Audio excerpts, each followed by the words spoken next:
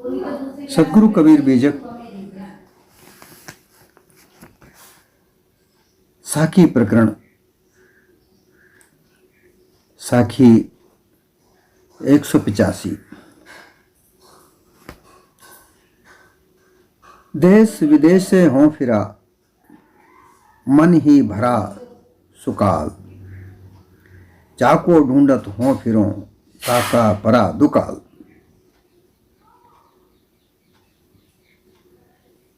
सदगुरु कबीर ने जो भी बात कही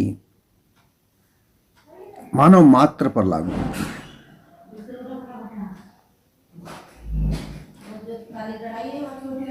आप इस बात को भली भांति समझ सकते हैं।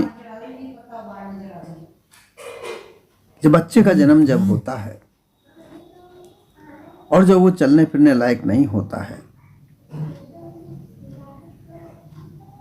उसे माता पिता चलना सिखाते हैं, उंगली पकड़कर उसे चलना सिखाते हैं। वो चलता है, चलना सीख जाता है।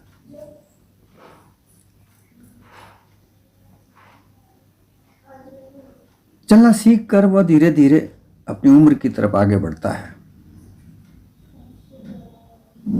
6 साल का जब वो होता है, घर से निकलना सीखता है और इसी उम्र में माता पिता उसको शिक्षा प्राप्त करने के लिए कहीं स्कूल में दाखिला दिलाते हैं। वो स्कूल में जाता है, शिक्षा ग्रहण करता है, आता जाता है। कुछ दिन तक उसके माता पिता उसको छोड़ने जाते आते हैं। फिर वह स्वतः अपने आप में आता जाता है, क्योंकि उसकी उत्सुकता बढ़ती है। वो कुछ जानने की ओर अग्रसर होता है। वहां उसके कुछ मित्र गण भी बनते हैं। उनसे बातें करना उसे अच्छा लगता है, खेलना कूदना पढ़ना। उसमें सीखने की कला जागृत होती है और वो सीखता है। शिक्षा ग्रहण करते करते वो युवा होता है। कई प्रकार की डिग्रियों को वो लेता है और इन डिग्रियों को प्राप्त करने के लिए भी उसके लक्ष्य जो होता है, उसकी जो जिज्ञासा जो होती है, कुछ सीखने की इच्छा होती है, कुछ जानने की इच्छा होती है।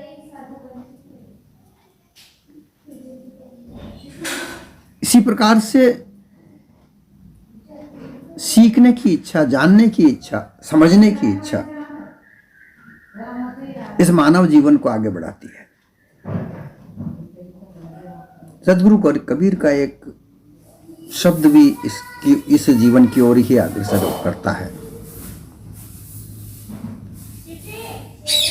जन्म तेरो बातों में बीत गयो, रे तूने कबहु न राम कयो। सीखने की चेष्टा में, समझने की जागृति में, कुछ करने की लालसा में, अर्थात धन कमाने, मान सम्मान प्राप्त करने, परिवार बढ़ाने, सुख समृद्धि के साधन प्राप्त करने में ही उसका जीवन चला जाता है। और इसके लिए वो देश विदेश जाता है। 5 वर्ष का भोला भाला, जब जैसा कि मैंने कहा 5 वर्ष तक 6 वर्ष तक वो बिल्कुल भोला भाला होता है। घर के आंगन में ही वो खेलता है, कहीं बाहर नहीं निकलता।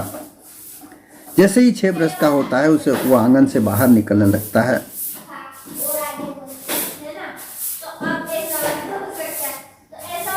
बीस वर्ष की उम्र होते होते वह उसके अंदर लोभ और लालच बढ़ने लगता है और वो धन कमाने की ओर अग्रसर बढ़ता है।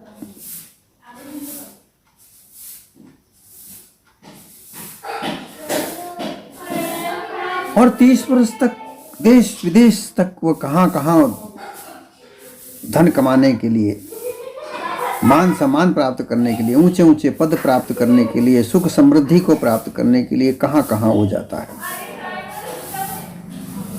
परंतु अंत में वो जब 40-50 साल की उम्र तक पहुंचता है तो उसे कहीं भी शांति प्राप्त नहीं होती। ये बात हर व्यक्ति, हर मानव के साथ लागू होती है, चाहे वो किसी भी धर्म मत पंथ का हो, वो किसी भी प्रकार का कार्य करता हो, व्यापारी हो, नेता हो, सरकारी कर्मचारी हो, न्यायाधिकारी हो, सैनिक हो, सुरक्षा बल में काम कर रहा हो, वकील हो, सभी अपने अपने अनुभव के आधार पर जो उन्होंने काम सीखा है, अपनी अपनी कला के आधार पर वो धन कमाते हैं। चोर, ठग, लुटेरे भी धन कमाने के लिए ही वह कार्य करते हैं, परंतु अंत में सभी को यह पता चलता है खूब धन इकट्ठा करने के बाद में भी उनके मन में शांति नहीं प्राप्त होती।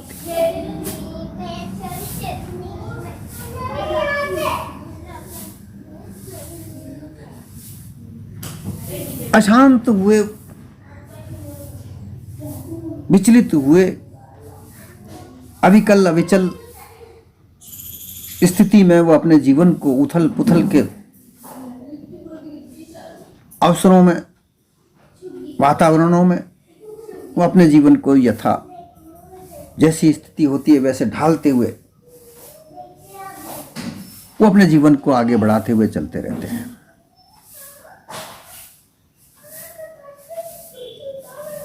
और यही बात सदगुरु कबीर यहां कहना चाहते हैं।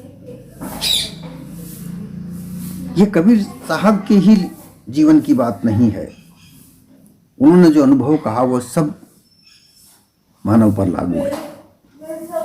देश विदेशों हो गया, वो खूब फिरे, उनके जीवन में भी वो अपने अपने कई देशों में वो घूमे। क्यों घूमे? कि वहां का उन्हें अनुभव चाहिए था, किस किस व्यक्ति के पास कैसा कैसा अनुभव है, कौन कौन कैसे कैसे अपने जीवन को जीते हैं, ये वो अनुभव लेना चाहते थे, जैसा कि हर व्यक्ति चाहता है।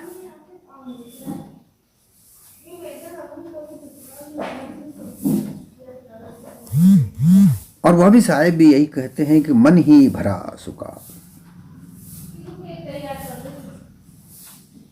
मन के अंदर शांति प्राप्त करने की इच्छा पूरी भरपूर भरी हुई थी कि कहीं ना कहीं सुख की प्राप्ति हो, शांति की प्राप्ति हो, इस प्रकार की मंशा भरी हुई थी।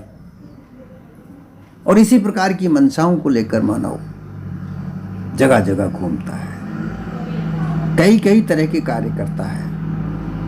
मूल उद्देश्य धन कमाना होता है, मान सम्मान प्राप्त करना है, ऊंचा पद प्राप्त करना होता है, परंतु अंत में क्या होता है? इन प्रपंचों के अंदर उसे कई प्रकार के असामाजिक, गैर कानूनी, अमान्यता प्राप्त कार्य भी करने होते हैं। छल कपट पाखंड का भी सहारा उसे लेना होता है,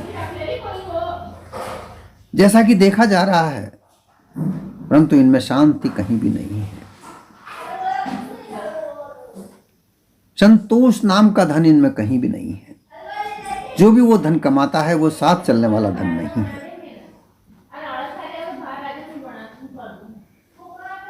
ये जितना भी धन, मान सम्मान, ऊंचा पद, जो भी कुछ कमाया जाता है वो सब यहाँ का यहीं रह जाता है, कहीं भी साथ नहीं जाता।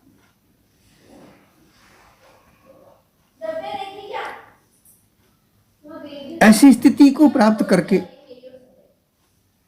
मानव अशांत ही रहता है अपने मन में, उसे कहीं भी शांति प्राप्त नहीं होती। वो शांति को ढूंढता फिरता है, वो ये तलाश करता है कि कहीं ना कहीं मेरा जीवन हर प्रकार से शांत हो जाए, परंतु नहीं मिलता।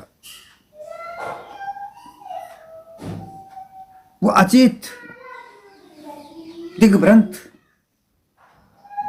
होकर अपने आप को यहां से वहां, वहां से यहां, इधर से उधर भटकता रहता है कि कहीं उसे शांत मिले।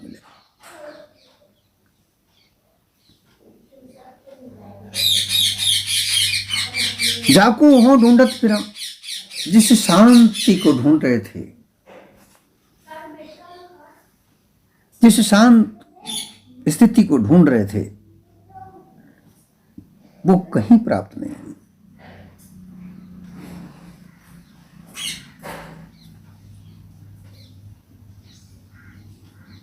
क्योंकि सब देशों में रहने वाले, सब जगह रहने वाले लोगों में लोभ, लालच, काम, क्रोध, मोह, मद, मत्सर, आशा, तृष्णा, छल, कपट,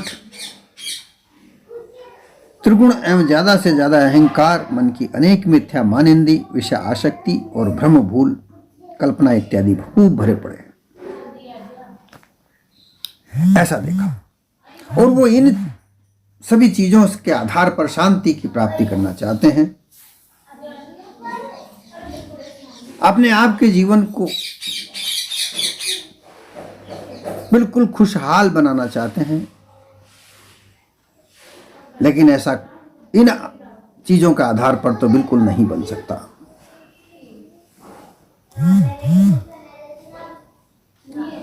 लोभ और लालच, ज्यादा से ज्यादा धन कमाने का लोभ, ज्यादा धन कमाने का लालच, कम समय में ज्यादा धन की प्राप्ति, कम मेहनत करके ज्यादा धन प्राप्त करने की इच्छा,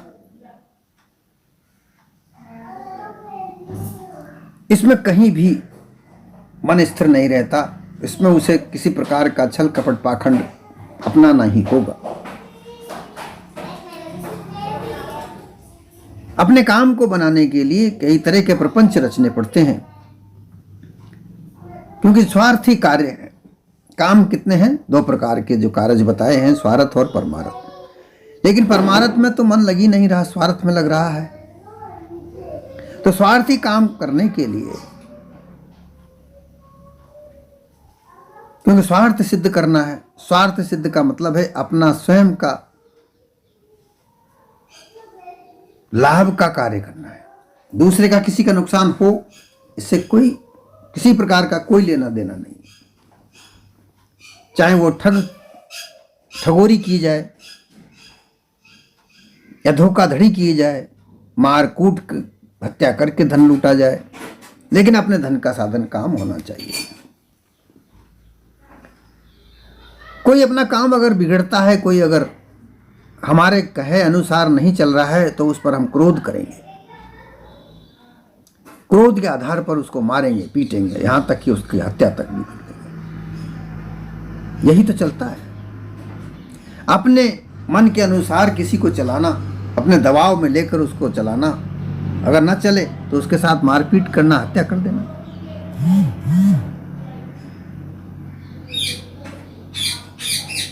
अपने मद में, अपने पद के अहंकार में, मद में, परिवार के मद में, धन के मद में, अपने नाम, अपना वर्चस्व के मद में, वह व्यक्ति अपने लाभ को ही देखता है। आशा तृष्णा, क्योंकि आशा एक ऐसी चीज है कि मुझे खूब सारा धन मिले और उस धन से मैं संसार भर की खुशियों को खरीद सकता हूँ, सुख को खरीद सकता हूँ। धन ही एक ऐसा चीज है जिसे संसार भर की सारी संपत्तियां खरीदी जा सकती हैं। ऐसा मानकर धन के ऊपर ही अपना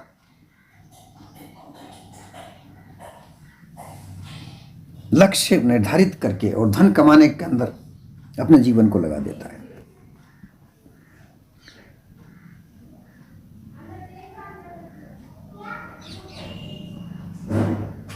उसमें वो सुकाल मानता, अच्छा समय मानता है।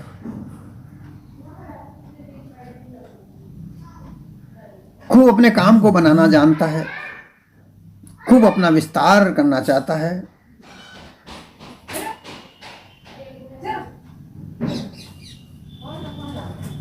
परंतु वह नहीं प्राप्त करता। जितना ज्यादा धन प्राप्त करता है, उतनी ही ज्यादा परेशानियां उसके समक्ष खड़ी होती हैं। हम देखते हैं जिनके पास ज्यादा अति धन हो जाता है, उसको छिपाते हैं, जिसे काला धन कहा जाता है। वो बताते तक नहीं है। क्योंकि जिनके पास ज्यादा धन होता है उसके ऊपर धन का टैक्स लगता है, कर लगता है, क्योंकि उस टैक्स को, उस कर को लेकर परोपकार के कार्यों में लगाया जाता है, सांसारिक कार्यों में लगाया जाता है। पहले राजा महाराजा हुआ करते थे, अब सरकारें इन्हीं ज्यादा धन कमाने वालों से टैक्स लेकर विभिन्न प्रकार की योजनाएं बनाकर सड़कें बनाना, स्कूल, पाठशाला, कॉलेज, बड़े बड़े चिकित्सालय खोलना, गरीबों की मदद के लिए कई कई प्रकार की योजनाएं बनाना, ये सब धन जो टैक्स से आता है वो सब इसी में खर्च होता है। ये बात अलग है कि आजकल नेता ही लोग ही धन की चोरियां करने लगे,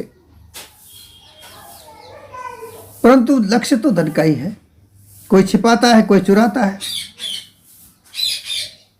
कोई कमाने में अपने मन को लगाता है और फिर छुपाता है, पर इनसे परोपकार नहीं होता। परोपकार से उन धनहीन, असहाय लोगों की सहायता होती है, भूखे लोग, आश्रय विहीन लोगों की सहायता होती है, और इस प्रकार के धन छुपा कर रखना, चोरी करने से वो परोपकार नहीं होता। तो धन तो खूब कमाया, परंतु वहां भी शांति नहीं प्राप्त हुई, अशांत मन रहा। धन ज्यादा घर में होता है, चोर लुटेरों से डर लगता है, कोई हमारे ऊपर धावा बोल दे, घर में घुसकर हमारी हत्या करके ले जाए, चोर के उठा के ले जाए। इस प्रकार सतगुरु ने कहा कि जिसको ढूंढता फिरा, उस शांत स्थिति को ढूंढता फिरा, वो कहीं भी प्राप्त नहीं हुई। ताका तो पड़ा दुकाल। दुकाल और सुकाल, यहां दो शब्दों का प्रयोग किया गया साहिब ने। सुकाल का असर यहां यह हुआ कि समय अच्छा, शांति प्रिय तरीके से जीवन बीतने वाला समय, जीवन में सभी प्रकार की समृद्धियां भी हों, खुशहालियां भी हों, धन का खूब वैभव भी हो, ऐश्वर्य भी हो, और मन में शांति भी हो। मानव ने अपने धन को कमाने के लक्ष्य में खूब अपने हथकंडे लगाए, छल कपट पाखंड खूब किया, परोपकार का कार्य न करते हुए अपकार किए। धन कमाना था, खूब इकट्ठा करना था, धन खूब इकट्ठा किया, ऊंचा पद भी प्राप्त किया, मान सम्मान खूब प्राप्त किया, परंतु संतति भी प्राप्त हुई, संपत्ति भी प्राप्त हुई, परंतु जब देखा तो कहीं भी मन में शांति प्राप्त नहीं हुई। जिसको वो ढूंढता फिर रहा था, जिसको वो चाह रहा था, धन कमा करके जिस वस्तु को ढूंढ रहा था, प्राप्त करना चाह रहा था, उसका तो दुकाल पड़ गया, अर्थात दुष्काल हो गया। दुष्काल का मतलब बहुत बुरा समय, महादुर्भिक्ष, अकाल समय, जिसे अकाल कहते हैं, दुर्भिक्षता कहते हैं, बहुत बड़ा भयंकर मुसीबतों का समय कहते हैं, वो पड़ गया, नहीं मिला। तो सद्गुरु कहते हैं कि ऐसी स्थिति कौन सी है जहां ये सब प्राप्त किया जा सके। उन्होंने देश विदेशों में सब जगह जा जा करके ढूंढा, अफगानिस्तान, इराक, ईरान, सऊदी अरब, मिस्र, फारस इत्यादि विदेशों में भी वो गए। जहां जहां भी वो गए, उनकी जीवनी के अंदर बहुत सारी कहानियां सामने आती हैं। बलख बुखारे का जो बादशाह उनकी बातों को सुनकर फकीर हुआ, कई कई लोग ऐसे ऐसे उनके शिष्य हुए, कई कई राजा महाराजा उनके चरणों में आकर गिरे, क्योंकि वो ढूंढते थे कहां शांति है, परंतु शांति शांति अगर थी तो वो अपने निज स्वरूप में ही थी, निज देश में ही थी। स्वदेश रूप निज स्वरूप देश में चैतन्य पद में थी।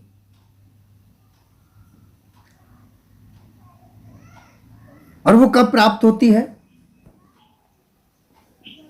हंस देह धारण करे, काम क्रोध लोभ मोह विकार आदि दूर करके, जड़ पक्ष को दूर करके, ये जितने भी संसार के जितने भी साधन हैं, ऐश्वर्यशाली साधन हैं, वैभवशाली साधन हैं, ये सब जड़ पदार्थ तो हैं। संसार का स्वरूप प्रारूप ये सब जड़ पदार्थ से ही तो बना हुआ है। इनमें कहां तुम हो? तुम इनमें कहीं भी नहीं हो।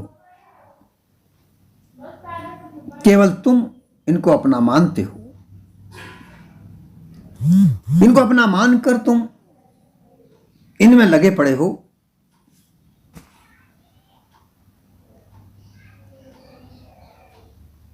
और अपने अहंकार के वजह से तुम प्रचंड अहंकार होकर ये मेरा धन है, ये मेरा परिवार है, ये मेरा कार्य है, ये मेरा पद है, ये मेरी संपत्तियां हैं, ये मैं हूं, ऐसी मानिंदियों में पढ़कर कल्पना अनुमान के आधार पर पक्षपात होकर विभिन्न मत धर्मों के शास्त्रों को अपना मानकर उनका पक्ष लेकर वाणी का हठ भ्रम धोखा नहीं समझ सकते और उनको अपनाकर अगर कोई तुम्हें उन वाणियों का सही सही तरीके से भेद बताए तो उनको तुम अपना नहीं समझते, उन पर कुठारा आघात करते हो, धर्म को लेकर पक्षपात करके पक्षपाती हो जाते हो, अपने धन वैभव ऐश्वर्य का तुम प्रभाव उस धर्म के आधार पर दिखाते हो और इसमें तुम्हारे मन में विचलितता होती है, तुम स्थिर पद पर प्राप्त नहीं हो पाते। अंधविश्वास की कोई सीमा धर्म के नाम से नहीं होती। उन अंधविश्वासों में तुम पड़े, तुम्हें उन अंधविश्वासों पर यह विश्वास है कि यहीं से मुझे जो कुछ मिल रहा है वो यहीं से मिल रहा है, जबकि किसी भी अंधविश्वास से तुम्हें किसी प्रकार का कोई सुख साधन नहीं मिल पा रहा। जो भी मिल रहा है वो तुम्हारे पुरुषार्थ से मिल रहा है, जो तुम कार्य करते हो उसी से तुम्हें मिलता है।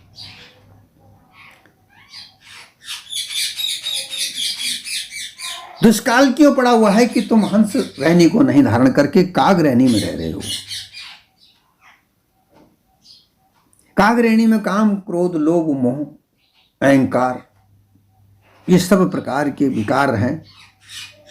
हंस रहनी में निर्विकार रूप सांच दया धीरज विचार ये जो चीजें हैं इनको धारण करके पशुआ कर्मों को सुधार करके अष्टमानव धर्मों को धारण करके जब अपनी रहनी को आप सुधारोगे तब हंस रहनी बनेगी। जिस प्रकार सारग्राही सत्य शोधक मोक्षेक्षु मनुष्य को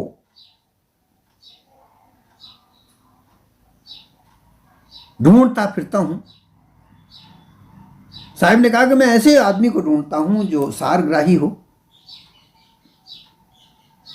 जो मोक्ष का इच्छुक हो, सत्य शोधक हो, उन्हें हंस बनने का शौक लगता है। हंस वही बन सकता है जिसे सत्य शोधक की दृढ़ इच्छा जागे, वो मोक्ष की इच्छा रखने वाला हो।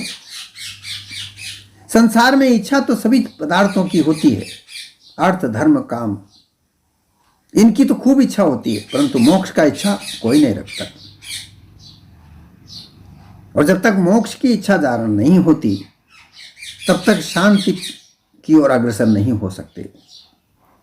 जब तक सत्य और असत्य का निर्णय करने की इच्छा जागृत नहीं होती तब तक शांति पद की ओर अग्रसर नहीं हो सकते। जब तक सार क्या है असार क्या है इसको नहीं जाना जा सकता तब तक शांत पद नहीं प्राप्त हो सकता। और ऐसे लोगों का दुकाल पड़ा हुआ है। ऐसे मनुष्य मुझे कहीं मिले नहीं। सद्गुरु कहते हैं कि ऐसे लोग मुझे कहीं नहीं मिले।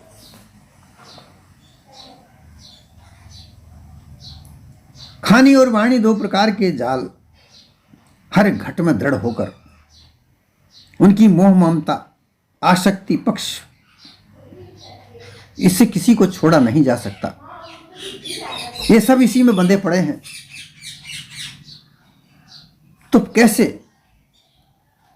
कैसे सुख समृद्धि को त्याग कर मोक्ष पद को प्राप्त हो, शांत पद को प्राप्त हो, अपने निज स्वरूप को प्राप्त हो।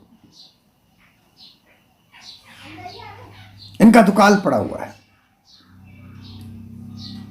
अर्थात इनका तो काल पड़ा हुआ है। कैसे? मानव मात्र में शांत पद की प्राप्ति है।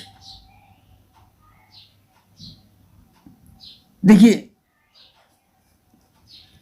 हर व्यक्ति की इच्छा यह होती है उसका जीवन शांत तरीके से जिए। बड़े बड़े व्यापारी, बड़े बड़े धन कमाने वाले लोग, जब धन का अंबार उनके घर में लगता है तो उस धन को देखते ही उनको अशांति होती है। इसको खर्च कहां किया जाए, परंतु स्वार्थ उन्हें ऐसा करने पर मजबूर नहीं करता। क्योंकि स्वार्थ, जब तक स्वार्थ वृत्तियां इस मन में है तो परमार्थ को जागृत कैसे हो? और जब तक परमार्थ नहीं है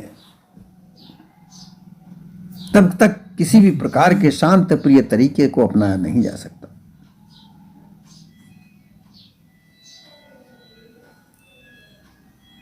यहीं पर इस दुकाल को मिटाने का एक तरीका है कि हंस पद को धारण करे।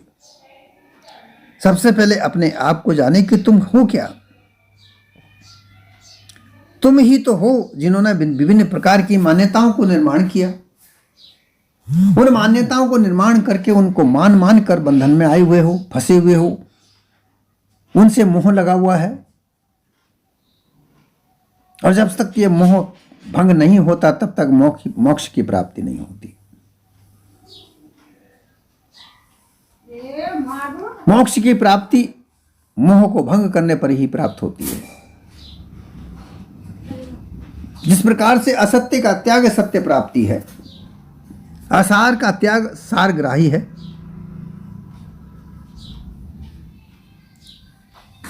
पक्ष को छोड़कर निष्पक्ष होना है, इसी प्रकार से कागवृत्तियों में जो वृत्तियां हैं उनको त्याग कर ही हंस वृत्ति धारण करके हंस पद को धारण किया जा सकता है।